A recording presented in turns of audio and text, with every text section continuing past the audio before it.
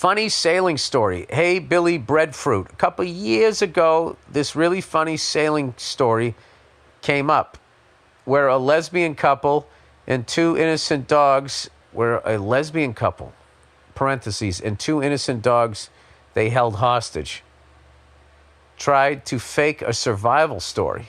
They held the dogs hostage from who? Other dogs? Their dog family? How do you send a ransom note to a dog? I don't understand this. I don't understand this story at all. Jennifer Appel and Tasha Fuyaba were stranded for 5 months after their boat's motor failed in May, and then the sail snapped off. The Honolulu natives also had to battle 3 massive storms and 2 shark attacks. A couple years ago, this really funny sailing story came up where a lesbian couple, parentheses, and 2 innocent dogs they held hostage. Were they not their dogs?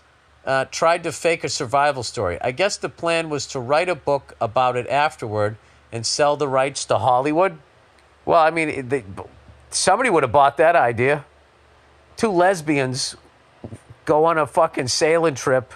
It's like Tom Hanks' Castaway meets the L Word with a couple of dogs. They would buy that.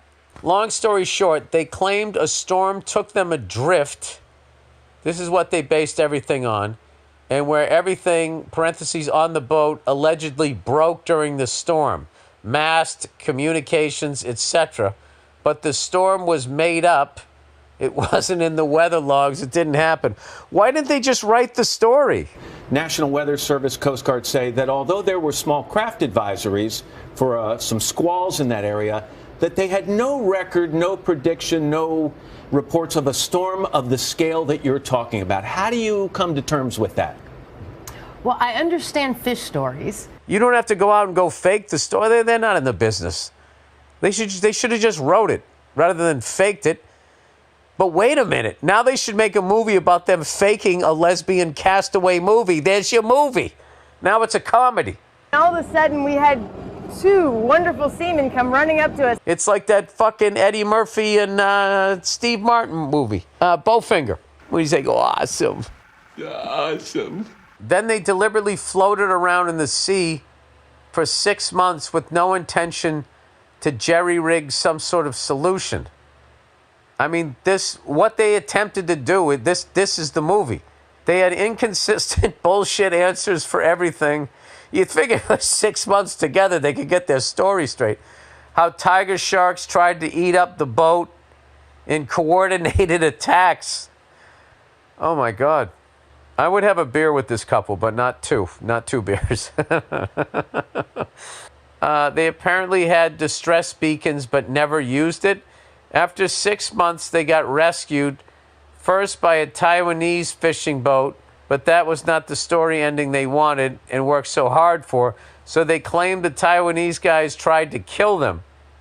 Donald Trump, it's true, these Taiwanese fucking sailors, they're eating the lesbians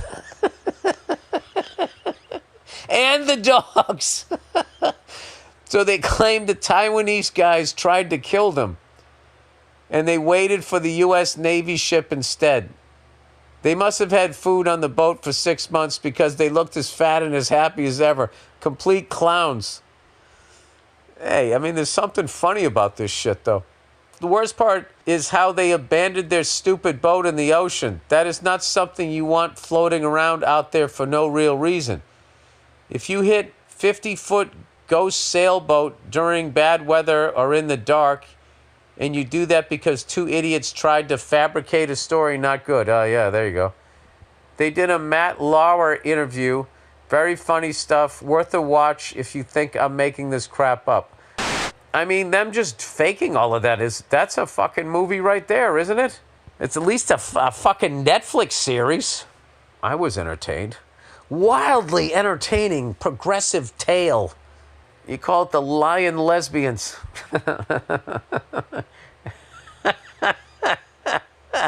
And then whatever reason, you make them speak in like a pirate accent. We're adrift, but we're still licking our fucking beavers. Okay, God bless them. You know, it's a tough economy. You got to get out there sometimes and fake your fucking, fake the fact that you're, out there doing shit when you're not really doing it. and then you make it about what you were pretending you were doing.